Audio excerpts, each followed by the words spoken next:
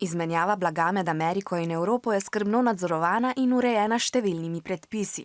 Za blago, ki potuje čez mejo, je treba plačati carino in izpolniti veliko obrazcev. To veliko stane. Da bi bili postopki hitrejši, se ZDA, Kanada in Evropska unija dogovarjajo, da bi jih poenostavili. To bi naredili tako, da bi evropske zakone prilagodili ameriškim in kanadskim ter podpisali sporazume med državami. TTIP je trgovinski sporazum, o katerem se že 2 leti pogajajo Evropska unija in Združene države Amerike. CETA je trgovinski sporazum med Evropsko unijo in Kanado. TISA pa je sporazum, ki naj bi olajšal mednarodno trgovino s storitvami. Zagovorniki obljubljajo. Sporazumi bodo pripomogli k hitrejši gospodarski rasti in prinesli nova delovna mesta. Države bodo zaradi njih namreč lažje trgovale. Nasprotniki pa svarijo.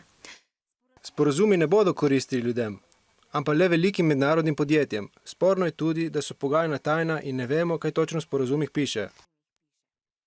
Protestniki se bojijo, da so sporazumi celo škodljivi. Opozarjajo, da bi s tem na police naših trgovin prišli tudi izdelki, ki so po zakonih, ki v Evropi veljajo zdaj, prepovedani ali celo zdravju škodljivi. V Združenih državah, na primer za zatiranje škodljivcev, uporabljajo pesticide in herbicide, ki naj bi celo povzročali raka in so zato v Evropi za zdaj prepovedani.